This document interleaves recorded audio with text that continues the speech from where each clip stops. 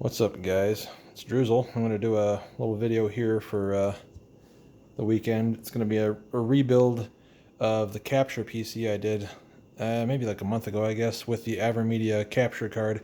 What had happened was I had used like an older 3rd gen i7 in that system, used DDR3 and whatnot, and it just seemed like it wasn't quite fast enough to properly capture the video that I wanted, like the 4K 60 hertz HDR being streamed from my main desktop over HDMI. It just seemed like it was getting more like high 40s, like 48 to 50 frames a second, and there was kind of a stuttering happening periodically that people had mentioned when they watched the video, and I noticed it myself too, but it wasn't much I could do about it with that system, but it just wasn't fast enough to capture. The CPU was holding it back. The GPU was sufficient, but the CPU was not. So I sold that PC, and instead we're going to go ahead and rebuild it using the components. You can kind of see it out here before you. So we've got Gigabyte's Aorus B450 Aorus M gaming motherboard, socket AM4, supports their RGB Fusion, has both 4-pin and 3-pin RGB, so we can do some different lighting options if we want. We've got a Ryzen 7. This is a 2700, not a 2700X. I wanted to save a little money there, and this should still be sufficient for what I'm trying to do. It's still 8 cores, 16 threads. I believe it's it says it's 4.1 max boost, 4.1 gigahertz max boost, so that should be more than sufficient. We've still got our AverMedia capture card up here. This is an Inwin 301 series case. It's the same case I used before. My boss that I sold my PC to, he, like I say, wanted the components, but he did not want this case. He wanted a bigger case, so we moved the guts out of it into a different one, and now I'm going to reuse this one because I actually like this case a lot. I think it looks nice. But we've got that.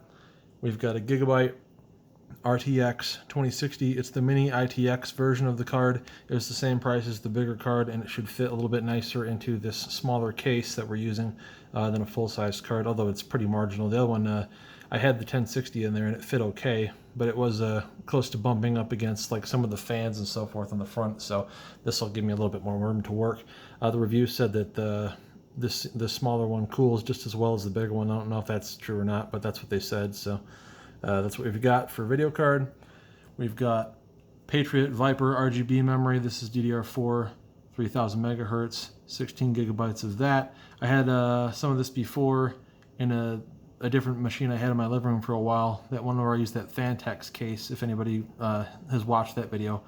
But like, I really like the lighting effects that this particular memory does. It looks nice with the snakes on it and so forth. So I went ahead and got a set of that, and then we've got, behind all that, we've got a little Rosewill Photon 550 watt Gold Plus certified supply, fully modular power supply, which is pretty cool because you don't want any extra cables in a smaller case like this that you don't have to use. So we've got that. That was like 60 bucks. I thought it was a pretty good deal. But that should be more than enough power for a low power consumption card like this. And these processors, I think, use like 65 watts. It might be 95 for the R7s. I'll have to verify that, but I'm pretty sure that they're fairly low wattage.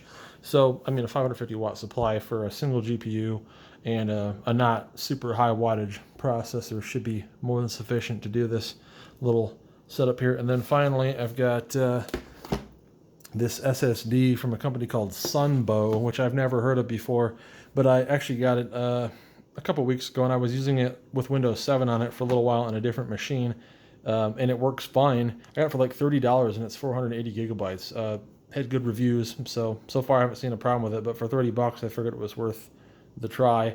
And then I'm going to use, back here I've got one of my EVGA CLC120 RGB water coolers, and I'm going to use on the processor instead of the stock cooling that came with it, because I still have a couple of these laying around from when I used them on video cards. And then over there I've got a couple of different RGB cables, and then the side panels to the case, and then a little bag of accessories that came with the case, so like your zip ties and different screws for mounting and so forth.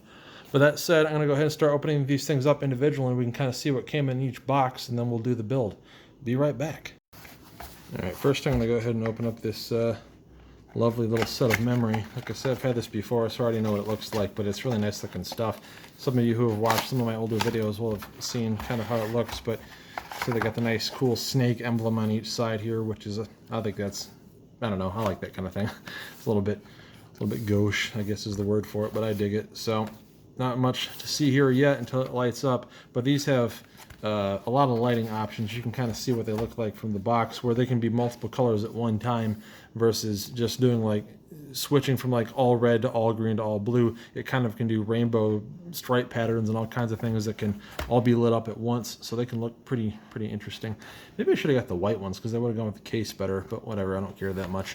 It is what it is now, but they look really good when they're all lit up. So that's what we got for the memory. Already seen the SSD. Like I say, not much to see there. Everybody here's probably seen an SSD before. I got some Arctic Silver thermal grease here. That's what I usually use for my processors. Some people have said that this isn't like the best product out there anymore. I guess they have like liquid metal and some other things. I need to learn more about some different stuff. But I had a few of these on hand, and so I'm going to use what I've got. No reason to buy anything else. This stuff does a really good job. So we've got that. We've got our Ryzen 7 here. I guess I'll try to open this thing up here. I got my scissors handy, so there we go. So I don't just wreck the living crap out of the box in case for some reason I have to send it back. I hope that doesn't happen. Looks like they got some kind of little manual in here. Certificate of authenticity, that's what it says. Okay, this is got our little chip here. It comes with a little case badge, says Ryzen 7 on it. I don't usually use stuff like that, but I may. But our Ryzen 7 2700 should be a good little chip for what we're doing. This actually has physical pins on it. Some of them have like just little flat points, but this has actual pins on it, so that should make it pretty straightforward to fit it into the socket. All right, that's again socket AM4. And this actually does come with a cooler, so I'll show that to you guys, even though I'm not going to end up using it. This is what they call the Wraith Spire. And they're actually supposedly pretty decent for a stock cooler. You can kind of see what we got here. It's a nice big 4-pin power connector. Mostly aluminum with a little copper center point here. And it looks like it has some kind of thermal adhesive already on it, but I wouldn't probably use the stock stuff that they gave you. And it looks like there's some other cable in there. It looks like an extension cable of some kind to allow you to connect this to something different, probably. Or maybe it has some lighting on it? I don't know. It looks like, yeah, there's like a little RGB socket there or something, so maybe it can be lit up if you have a motherboard that supports RGB lighting, which I do. That might be what it is. Let's see. Just for the fun of it. Yeah, that's RGB lighting support. That's neat that they're including that. Huh. I won't be it's kind of cheaply made. But I won't be using this particular cooler, but if I was, this board does support RGB lighting. I'm just going to pitch this out of the way. I'm just trying to get this back in the box here. So I'm making an ass of myself here, trying to get this back in the box. I'll fiddle with that later. Alright, so that's it for the processor. Not much really to see there again. Get that out of the way. Next up, I'm going to stop and restart this video. This phone only records for 5 minutes at a time. Apparently, you can't do 4K longer than that because they think that the phone will overheat. So I'll be right back here when I open up the next thing. Alright, so here we got our RTX 2060 from Gigabyte. I wanted to do an EVGA card just because I typically like their warranties and so forth better, but their smaller cards like this are 3 slots. So I'll show you what I mean in a second here, but it's I don't understand their thought process on their design, so I didn't go with that card. But so like normally most higher end GPUs take 2 slots up on the motherboard. Like this one right here. Let me get this out of the bag. But you can see, okay, so this is going to take 2 slots.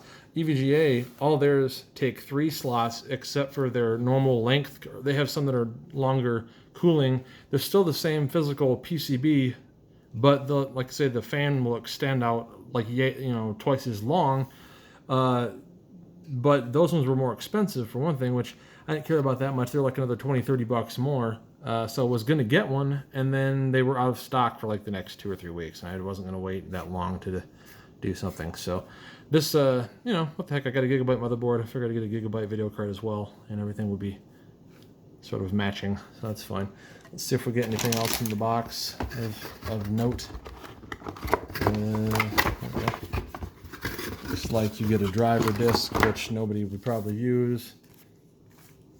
Aorus graphics driver and utility. I think they actually do have their own utility, like MSI Afterburner and like EVGA Precision. So I may try it just to see if it does anything interesting or not. But that's all that came in the box, was a quick installation guide and their driver disc. So that's all I get from that. Not a whole lot else to talk about there. The retail on this card was $350 for this particular card. I was looking at like the 1660 or the 1660 Ti, but those, the 1660 Ti is still a fair amount slower than this, and then the 1660 is basically the same thing as the 1060 that I had, and they were like $205 for the 1660, I think was the cheapest one, and then the cheapest 1660 Ti, I want to say was like around $280 or something, and I figured the difference between that and the 2060, I might as well get the 2060 so I could do a little gaming with it if I was going to, outside of just using it for this video recording type of application. I would like to be able to maybe bring it downstairs, hook up the TV, or take it with me, because I've got that portable monitor now.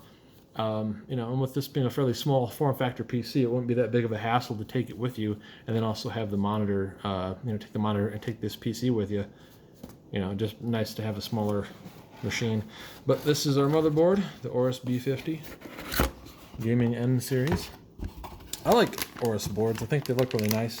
They make usually seem to go with this whole black and orange color scheme, which you can take or leave if you're into that or not into that. I like the way it looks. Let's see what we get in here. We've got a couple SATA cables. Pretty cheap on that. They've got some, this is probably for the M.2 socket. I don't actually have an extra M.2 drive right now, but I'll probably get one.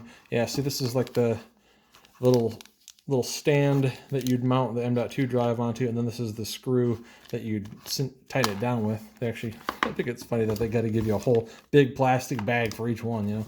It's like being in the Army again, where they just give you all kinds of, like you'd get a big box with a smaller box. Sorry, the phone is falling down. Yikes. Sorry about that. Anyways. Oh, no, it's still recording.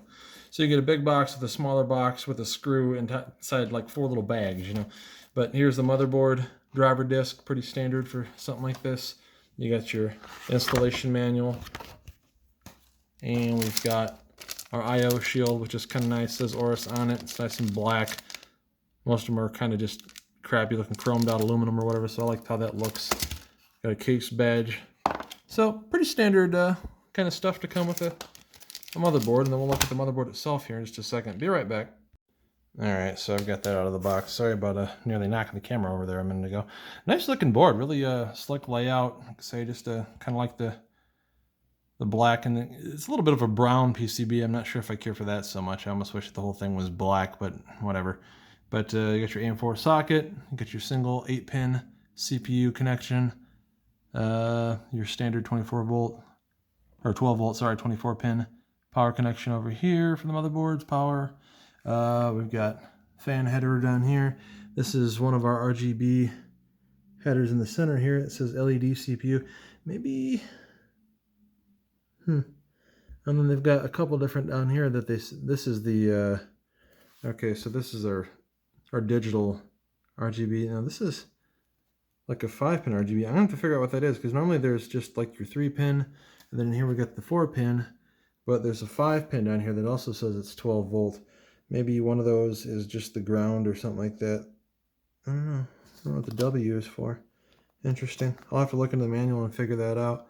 But and here we've got the usual stuff. We've got a USB 3.0 header port here. We've got all of our side face. That's nice when they're side facing like that, because in a small case like this, again, like that on that other board that I had, your video cards here, they had the frickin' SATA ports like right here, which I think is just, I don't know what they're thinking with stuff like that, but basically the video card was right over top of the SATA ports, so that's a problem. So A, the smaller card will make it so that that's not an issue here, and B, the way that they laid the board out helps prevent that as well.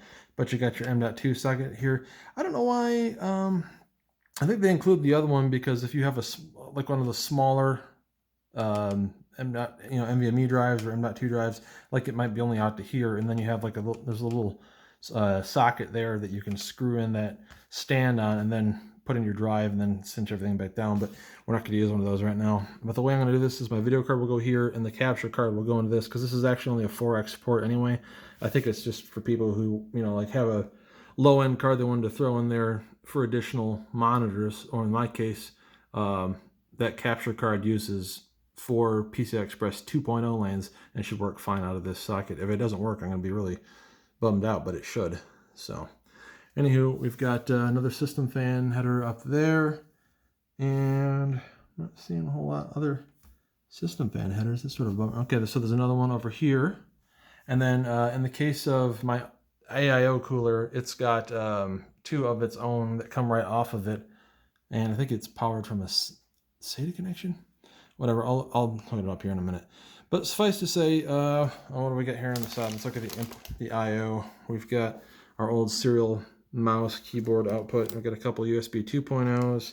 We've got HDMI and DVI, a bunch of USB-O 3.0s and 3.1s, our gigabit LAN port, and our onboard audio. I really don't like it's a really stupid thing to concern yourself with, but I really don't like the multicolored outputs like this. I like it better when they're all like golden colored or all blacked out or something like that. I just think it looks chintzy, but that's just my opinion.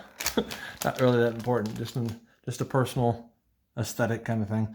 But that said, I'm gonna go ahead and start getting things set up here. I guess there's really not much else to show you guys other than, I guess, the power supply. I'll get that out of the box in a minute, so let's do that. I guess 1 second, we'll look at that. All right, so here we got our Rosewill gold certified 550 watt Photon series power supply, gaming power supply. I already opened it up. This is kind of nice. Like they give you a little nylon bag here or something. That's sort of surprising that they done it up like that. You've got your little manual here, something probably for it's registration for warranty purposes. Okay, and we've got foam covering our supply. It's a good little, nice looking power supply. Here, but pretty much what you'd expect here. So we've got one for video card out, pretty much all you're going to need. This is, it's only a 550 watt supply. You're not going to run 2 big video cards off of it anyway. 1 CPU out, 1 SATA, 2 more SATA. This is for your motherboard connections. And that's pretty much it for that. A little fan on the side, usual kind of connections here, and then like I say, our whole bag full of nice cables. Although I think the cables are probably pretty basic. Like if you wanted to get braided or custom cables, you probably have to go elsewhere. But this is all right looking, pretty standard looking. Okay, so they split that up into, I don't know why they split that up like that for the 24 pin, but they did. And then we've got, okay, give us our normal usual power cable, and then okay, yeah, see, these are kind of like, I don't want to say like they're chintzy, but they're not that amazing quality looking power cables for your various, your various peripherals and so forth. They're pretty standard. Like, I mean, I've like the Corsair that I had in the previous my previous setup for that was basically the same kind of cables. And then I had one from FSP called the Dagger power supply that I used in that Fantex build, and it had the same kind of cable layout pretty much. So it's pretty standard, industry standard kind of stuff. It's just I think that they could go a little bit higher quality. Maybe I'm sure they'd have to charge more, but it'd be nice if they'd offer that as an option. I'd pay an extra, $20-30 for really good cables, I guess. But that's just me. All right, well, that's we've got everything opened up here. I guess next up will be to start kind of, like I say, putting things together. So I'll be right back.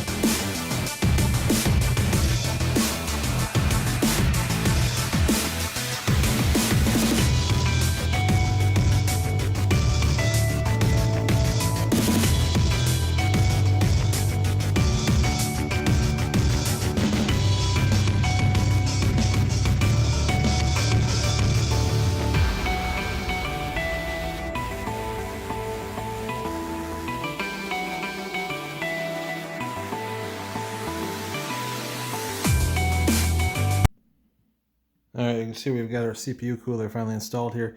I wasn't exactly sure initially how it was supposed to go on there. Like they normally come with these little brackets here on the top and the bottom, and like normal mounting hardware goes on these. So I was a little bit unsure. The instructions that came with this don't really lay out for you very well. You know, how it's supposed to connect or whether you're supposed to use a specific backplate or not. So it took a little trial and error there to figure out which way that they wanted it to go on. But looks like it fits on there pretty well. It's on nice and tight. It looks like it meshed up pretty well with our CPU, if you can see in there reasonably well. So we're connected. Next thing I guess I'm going to do is get stuff in the case to some degree. I got to read the manual and figure out which is the primary and which are the secondary DIMM slots because I only have 2 out of the 4. So I need to install my memory probably before I put it in the system. And I got to put remember to put your IO shield on before you put your motherboard in the case. It's sort of annoying if you have to take everything back out again. But give me 1 minute here and I'll go ahead and, like I say, read up the motherboard manual just a little bit and start getting things sort of installed here. Be right back.